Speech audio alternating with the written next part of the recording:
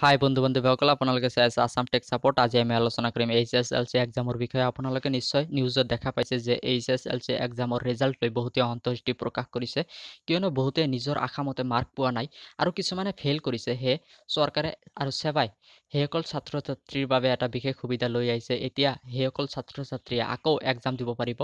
Exam দিয়াৰ বাবে ছাত্ৰ ছাত্ৰীসকলে কি কি কৰিব লাগিব সেই বিষয়ে এই ভিডিঅ'টোত বুজাই ক'ম। সেয়ে আপোনালোকে এই ভিডিঅ'টো প্ৰথমৰ পৰা শেষলৈ চাই থাকক। আহক আজি আমাৰ ভিডিঅ'টো আৰম্ভ কৰোঁ। প্ৰথমতে আপোনালোকে স্ক্ৰীনত দেখা পোৱা এই অফিচিয়েল নটিফিকেশ্যনলৈ লক্ষ্য কৰক। আপোনালোকে ইয়াত দেখা পাইছে যে বিশেষ পৰীক্ষা হাইস্কুল শিক্ষান্ত আৰু হাই মাদ্ৰাছা পৰীক্ষাৰ ফলাফল অসন্তুষ্ট ছাত্ৰ ছাত্ৰীৰ বাবে পৰীক্ষাত অৱতীৰ্ণ হোৱাৰ বাবে বিশেষ সুযোগ, অৰ্থাৎ যিসকল ছাত্ৰ ছাত্ৰীয়ে অসন্তুষ্টি প্ৰকাশ কৰিছে সেইসকল ছাত্ৰ ছাত্ৰীৰ বাবে পৰীক্ষাত অৱতীৰ্ণ হোৱাৰ বাবে বিশেষ সুযোগ আগবঢ়াইছে।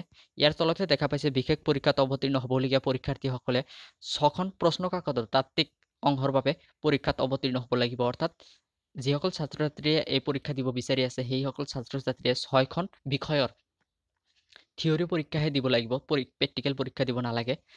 তাৰপিছত আপোনালোকে দেখা পাইছে সেৱাই প্ৰদান কৰা তথ্যৰ আভ্যন্তৰীণ মূল্যায়ন, অৰ্থাৎ ব্যৱহাৰিক প্ৰেক্টিকেল পৰীক্ষাৰ নম্বৰ গ্ৰহণ কৰা হ'ব। অৰ্থাৎ সেৱাই ইতিমধ্যে প্ৰদান কৰা ডেটাৰ পৰা আপোনালোকৰ প্ৰেক্টিকেল মাৰ্কটো গ্ৰহণ কৰা হ'ব। তাৰপিছত আপোনালোকে দেখা পাইছে নতুন মাৰ্কশ্বিট প্ৰদান কৰা হ'ব আৰু এটা আপোনালোকক নতুন মাৰ্কশ্বিট প্ৰদান কৰি দিয়া হ'ব।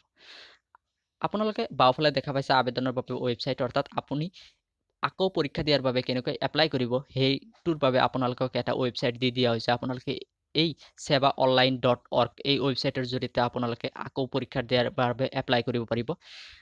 সুবিধা উপলব্ধ, অৰ্থাৎ এপ্লাইৰ বাবে সুবিধা 5 আগষ্টৰ পৰা 12 আগষ্টলৈ, অৰ্থাৎ আপোনালোকে এই পৰীক্ষা দিয়াৰ বাবে 5 আগষ্টৰ পৰা 12 আগষ্টলৈ এপ্লাই কৰিব পাৰিব। তাৰপিছত আপোনালোকে দেখা পাইছে বিদ্যালয় কৰ্তৃপক্ষৰ জৰিয়তে ছাত্ৰ ছাত্ৰীসকলে আবেদন কৰিব পাৰিব। অৰ্থাৎ পৰীক্ষা দিয়াৰ বাবে আপোনালোকে বিদ্যালয়ৰ কৰ্তৃপক্ষৰ পৰাও আবেদন কৰিব পাৰিব। বিশেষ পৰীক্ষাৰ তাৰিখ যথাযথ সময়ত অৱগত কৰা হ'ব, অৰ্থাৎ এই পৰীক্ষাৰ তাৰিখ সঠিক সময়ত আপোনালোকক অৱগত কৰোৱা হ'ব। তাৰপিছত আপোনালোকে ইয়াত দেখা পাব যে ছাত্ৰ ছাত্ৰীসকলৰ অভিযোগ নিৰ্ধাৰণৰ বাবে প্ৰতিখন জিলাত অতিৰিক্ত উপায়ুক্তৰ অধ্যক্ষতাত গঠন কৰা হৈছে এখনকৈ অভিযোগ নিৰ্ধাৰণ কমিটি। অৰ্থাৎ আপোনালোকৰ পৰীক্ষাৰ বাবে উপায়ুক্তৰ অধ্যক্ষতাত এটা বিশেষ কমিটি গঠন কৰি দিয়া হৈছে আৰু এই কমিটিয়ে আপোনালোকৰ পৰীক্ষাটো পৰিদৰ্শন কৰিব।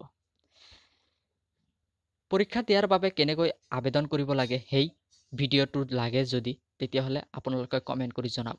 যদি ভিডিঅ'টো লাগে তেতিয়াহ'লে মই এই ভিডিঅ'টো বনাই আপলোড কৰি দিম। আজিৰ বাবে এইখিনি। যদি আপোনালোকৰ এই ভিডিঅ'টো ভাল লাগিল তেতিয়াহ'লে মোৰ এই চেনেলটো লাইক, শ্বেয়াৰ আৰু ছাবস্ক্ৰাইব কৰিব। Thank U.